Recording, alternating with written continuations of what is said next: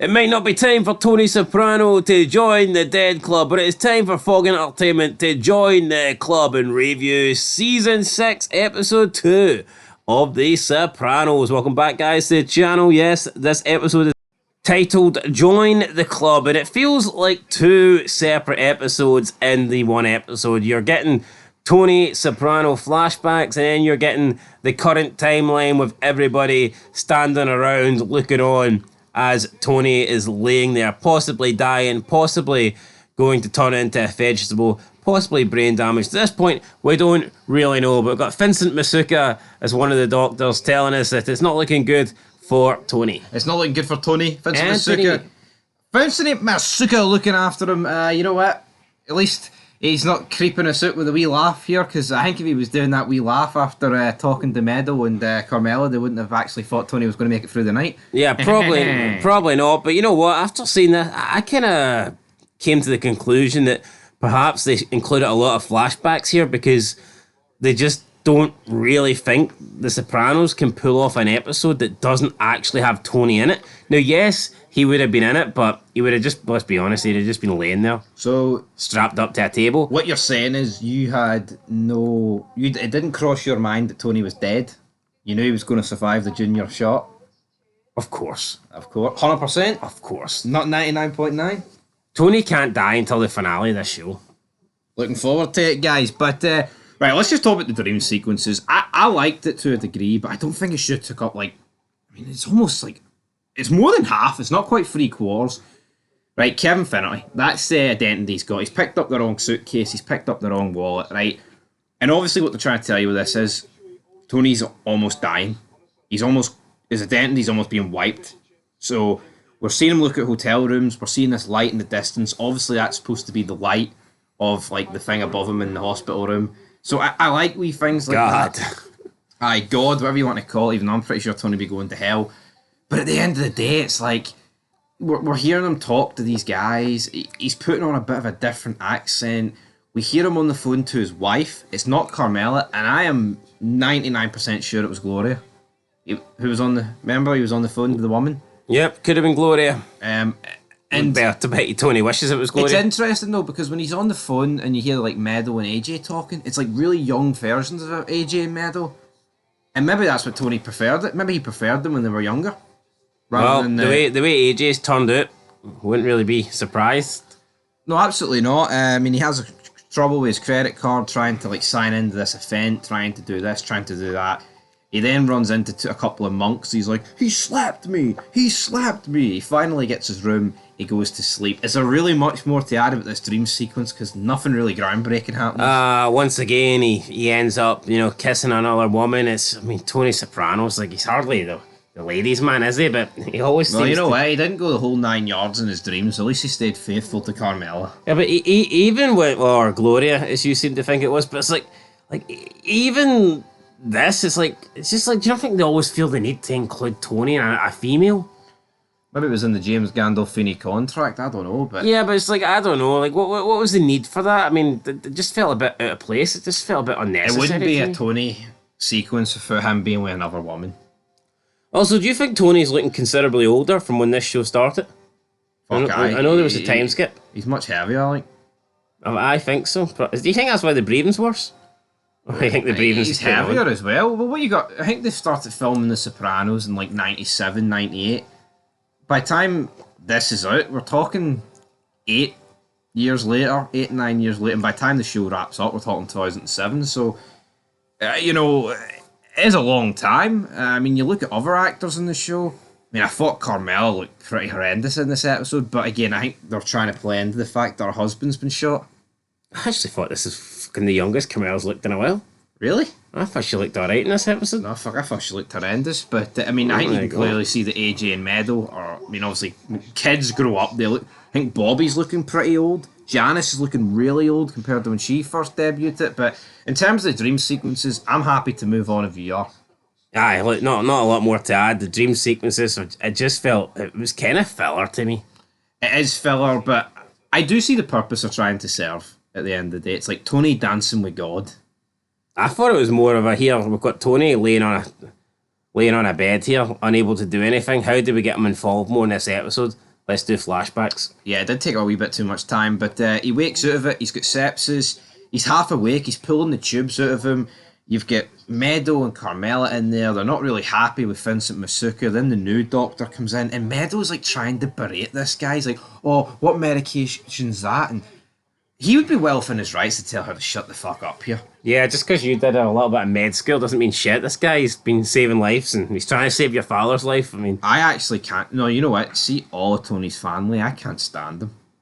I can't stand Meadow. I can't stand Carmela. And AJ's just a retard. yeah, no wonder Tony's so depressed with his life. Yeah, and AJ's like, Dad, I'm gonna fucking kill Junior. I'm gonna get him back.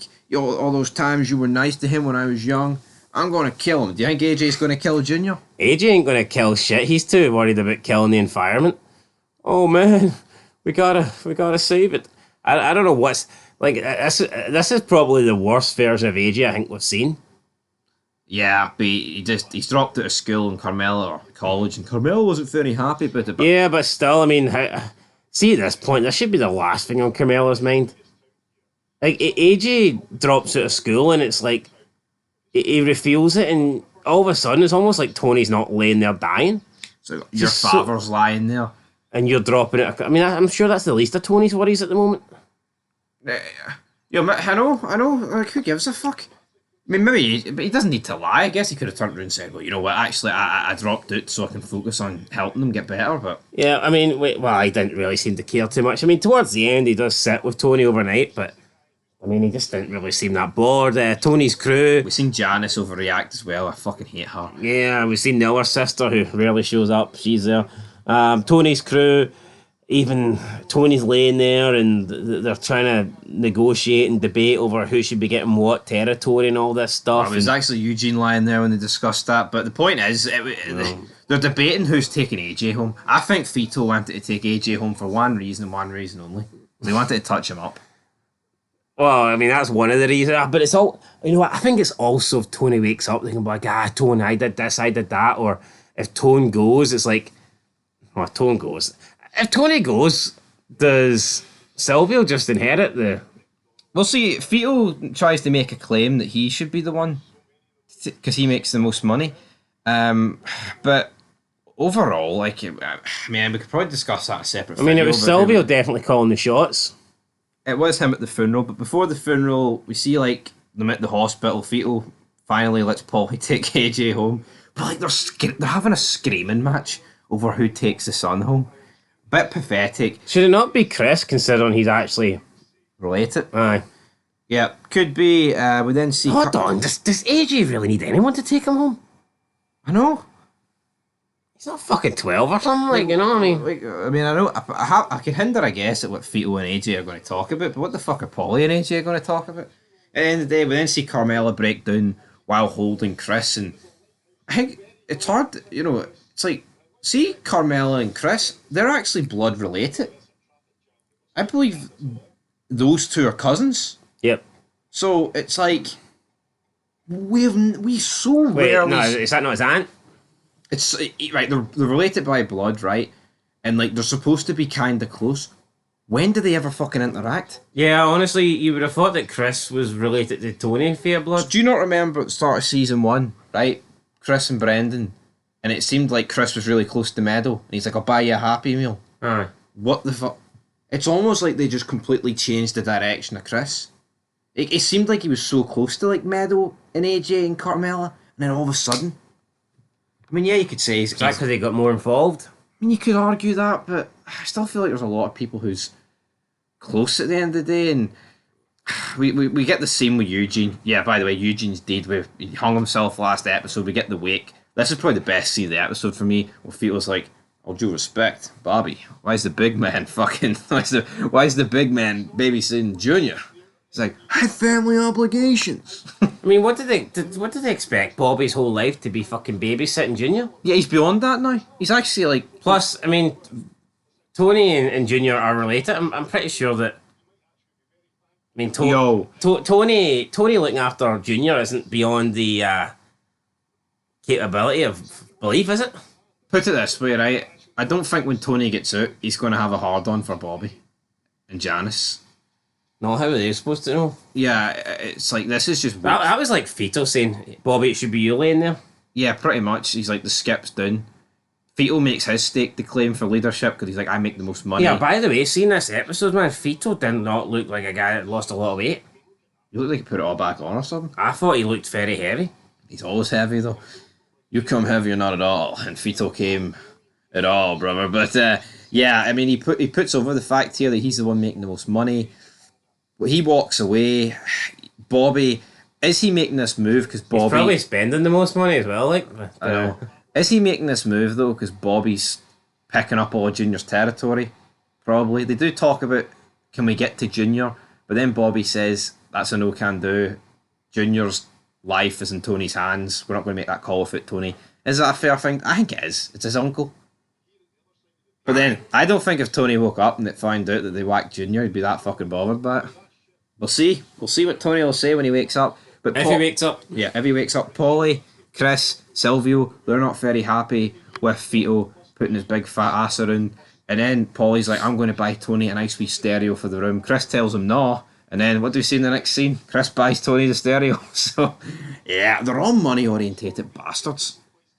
I know they're all fying to like, you know, one up each other for this guy that might not even wake up. It's like Silvio's like, right, questions only regarding the skip and his family, and then Fito comes in straight away. What about Eugene's betting slip? Is that what he means? It's like, fuck off.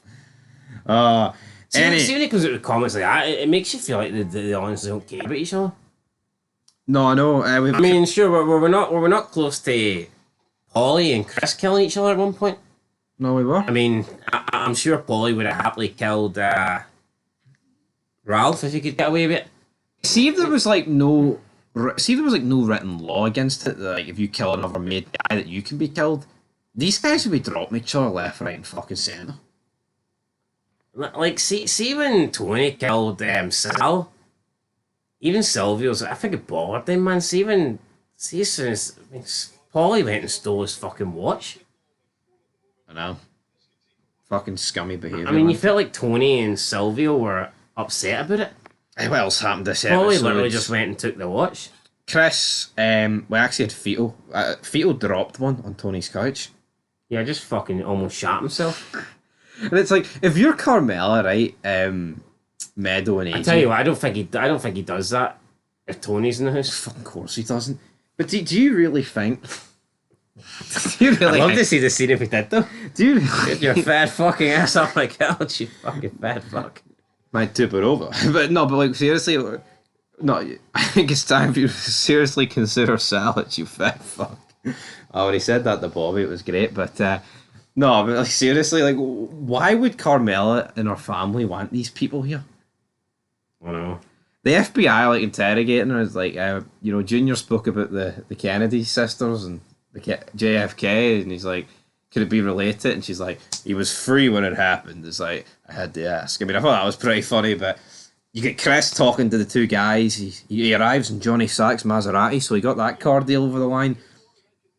Any Arabs? He's like, I don't care about Arabs. Then at the club, you see him speaking to two Arabs. Is he going to dob these two in? Probably. But that's pretty much the episode, guys. Yeah, I thought we might have seen Phil. Yep, no Phil, no Johnny. We'll probably see them in the future. But, again, you're right, it is kind of just filler. Well, I didn't expect to see Johnny because he's locked up. Well, we could have heard him about the news or whatever, but you know what? I feel like this episode just would have been better if it directly continued for Tony being shot in the ambulance and people find... We didn't get to see, like, Chris's initial reaction, Paulie, Silvio, Carmella. Yeah. It was kind of just 2 days in hospital. So I thought the episode dropped the ball. I thought episode 1 was a pretty strong start. Episode 2 was fine. It was alright. You know what? I'll give it a 6 out of 10. I thought it was decent. I liked it, but yeah, not as good as the premiere. I feel like it could have just been so much better with like a direct continuation of Hell's Kitchen. But anyway, 6 out of 10. Till then, push.